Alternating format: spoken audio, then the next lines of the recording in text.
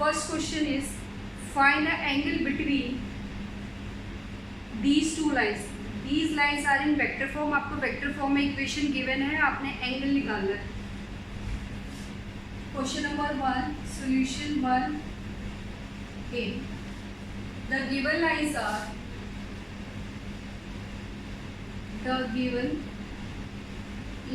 are r vector is equal to 2i cap minus 5j cap plus k cap plus lambda 3i cap minus 2j cap plus 6k cap and r is equal to 7i minus 6k plus mu I cap plus 2j cap plus 2k.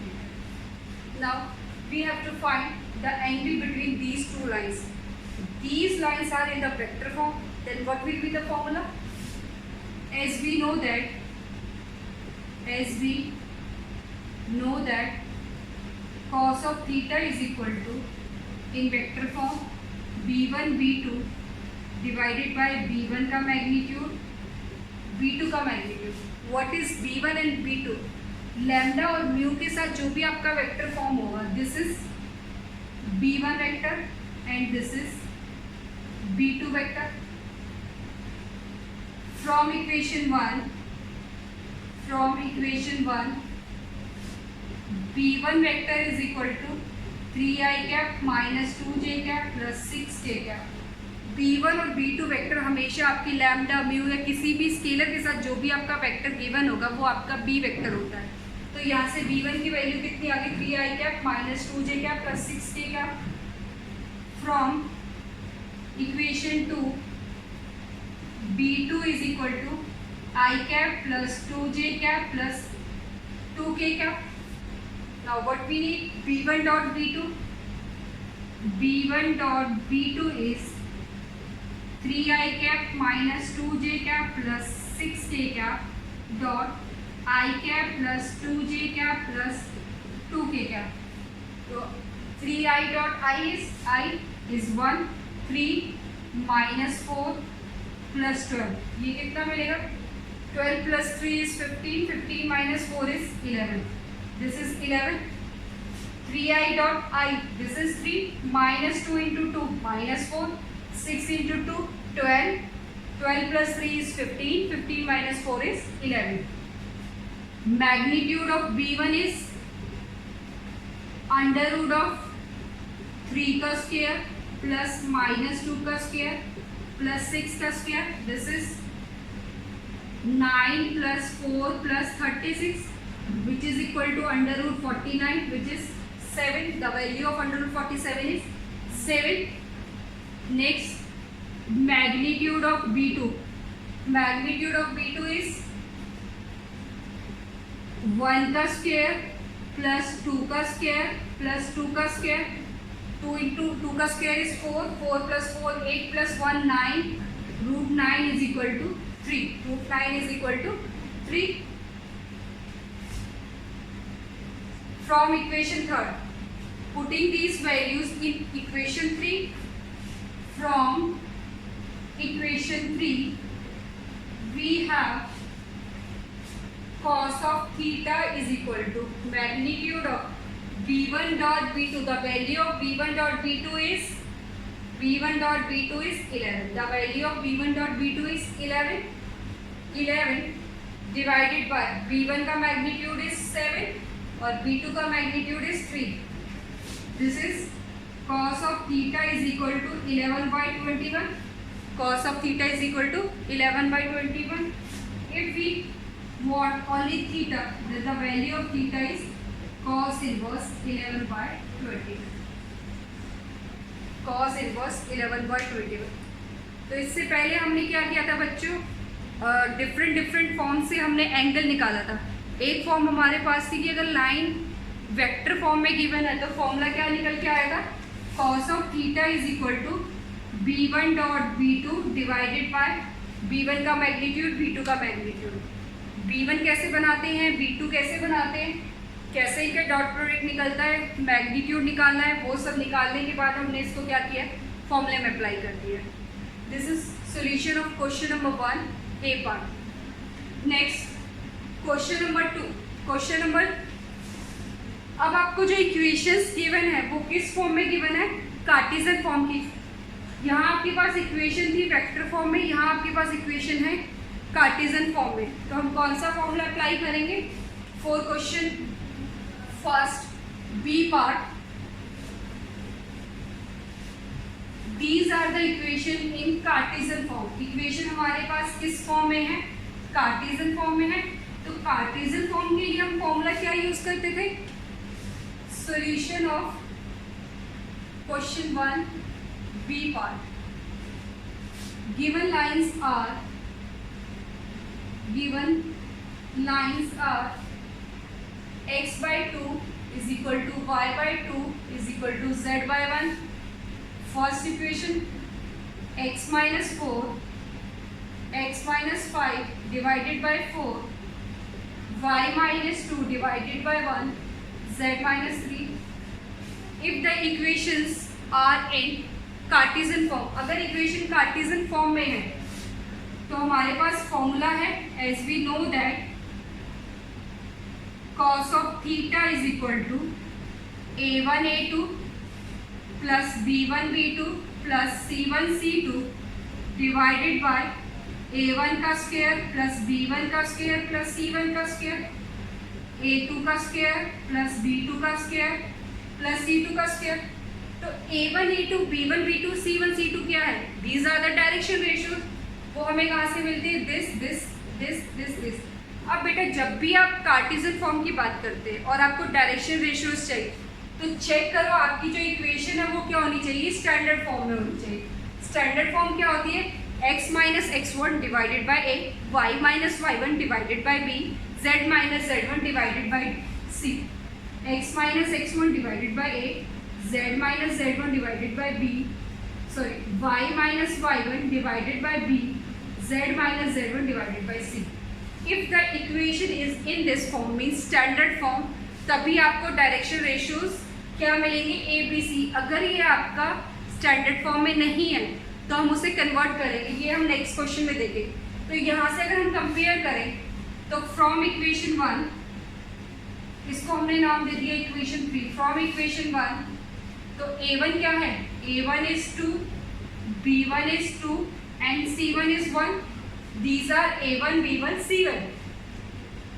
from equation 2 a2 is 4, b2 is 1 and c2 is 8। putting all these values in equation 2, sorry in equation 3, from equation 3 we have cos of theta is equal to a1 a2 2 4 plus 2 1 plus 1 into 8 divided by under root of a1 square 2 का square plus 2 का square plus 2 का square plus 1 का square dot a2 is 4 का square plus 1 का square plus 8 का square। तो यहाँ से हमारे पास क्या आएगा? cos of theta is 2 into 4 is 8, 8 16, 8 plus 2 plus 8 divided by 4 plus 4 plus 1, this is 16 plus 1 plus 64। 2 का square is 4, 2 square is 4 plus 1 square is 1, 4 square is 16, 1 square is 1, 8 square is 64। cos of theta is equal to 16 plus 2 18, 8 root 9। now here this is 17,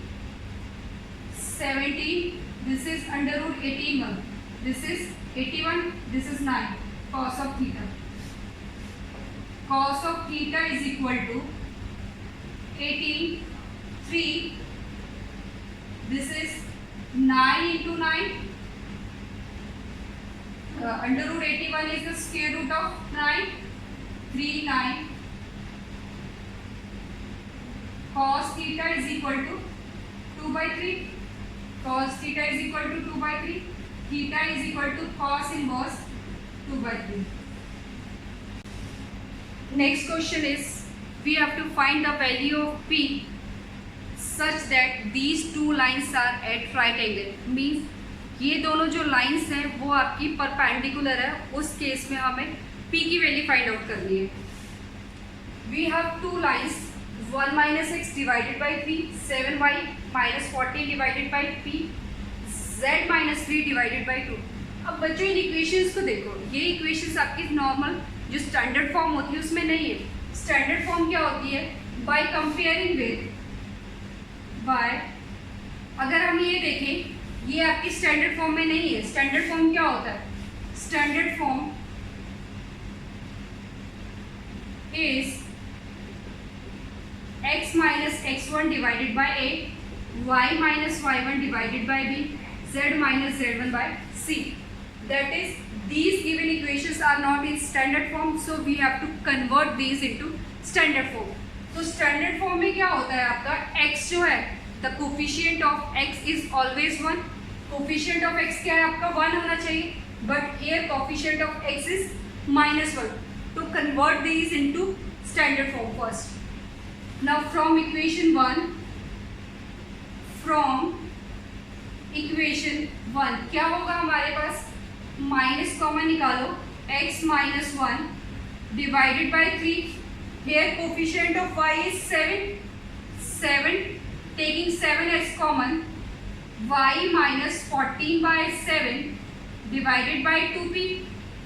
Next z minus 3 divided by 2. तो ये हमारे पास क्या निकल के आई है? x minus 1 divided by -3, y minus 2 divided by 2p by 7, which is equal to z minus 3. Now this is in standard form. Comparing by this equation 3 is in standard form. From equation 2, this is also not in standard form. तो हमें common क्या निकालना पड़ेगा? -7 common निकालेंगे. This is x -1 divided by 3p.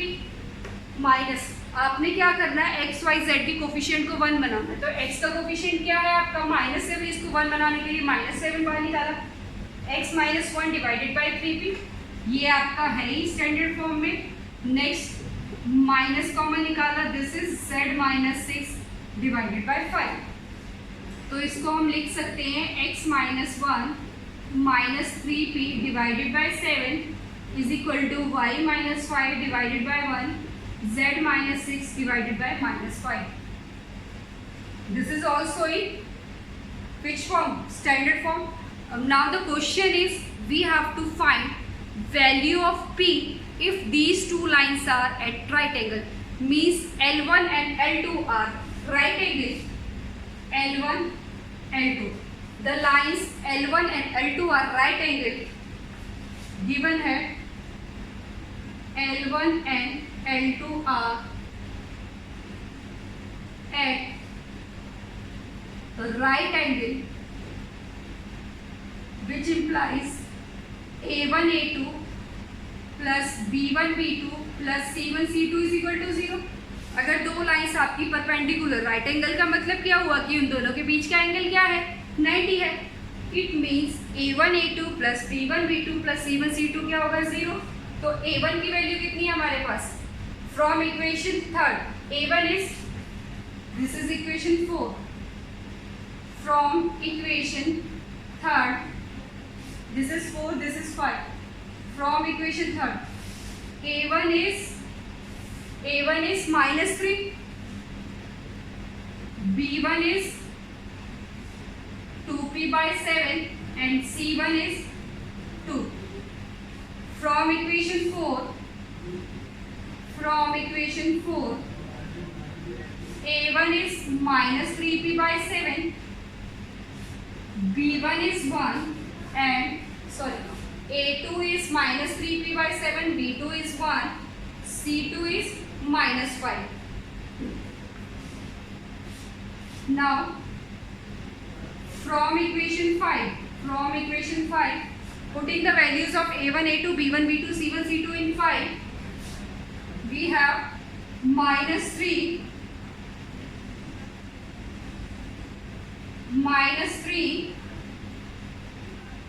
into -3p by 7 plus 2p is 2p by 7 into b2 is 1 plus 2 into -5 is equal to 0. This is 9p by 7 plus 2p by 7 minus 10 is equal to 0. This is 11p by 7 is equal to 10. P is equal to 10 into 7 divided by 11. What is the value of P? This is 70 by 11. What is the value of P? 70 by 11. बच्चों इस question में हमने क्या किया है, आपको equation given है Cartesian form में, तो कार्टेशियन फॉर्म में जब भी इक्वेशन गिवन होगी आपने चेक करना है कि वो अपनी स्टैंडर्ड फॉर्म में है या नहीं है तो उनको कन्वर्ट करो। उसके बाद क्वेश्चन में गिवन था कि ये लाइंस जो है वो आपकी एट राइट एंगल पर, मीन्स इन दोनों के बीच का जो एंगल है वो कितना है, 90 डिग्री है। तो कंडीशन क्या होती है परपेंडिकुलरिटी के लिए, A1 A2 plus B1 B2 plus C1 C2 is equal to 0।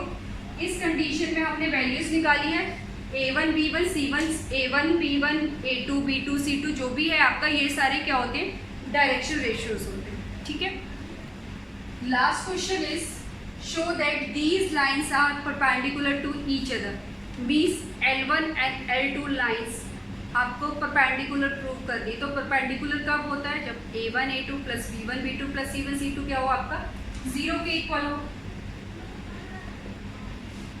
Line L1 क्या है आपकी, x minus 5 7 y plus 2 minus 5 z1 z by 1। अब ये चेक करो, this is in standard form, yes this is in standard form.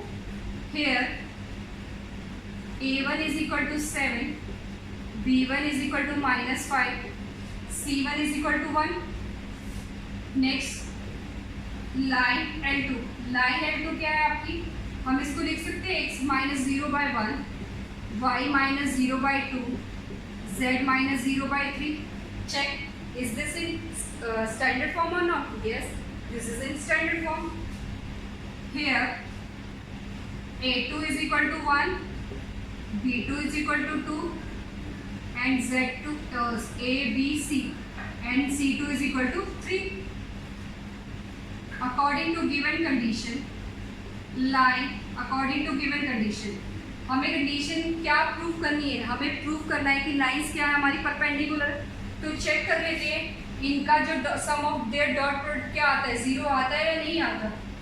तो A1 A2 plus B1 B2 plus C1 C2 check करें। A1 is 7 into 1, 7 into 1 plus -5 into 2 plus 1 into 3, this is 7 minus 10 plus 3, 10 minus 10 which is equal to 0। ये आपका किसके equal आ गया, 0, which implies line L1 is perpendicular to line L2। L1 किसके perpendicular आ गया आपका, L2। इस क्वेश्चन में आपको शो करना था कि ये दोनों लाइंस क्या है परपेंडिकुलर। तो परपेंडिकुलरिटी के लिए हमने क्या करना है, सिंपली इनका A1 A2 plus B1 B2 plus C1 C2 निकालना है। अगर इनकी वैल्यू 0 के इक्वल आ जाती है तो लाइंस क्या है perpendicular, otherwise lines are not perpendicular.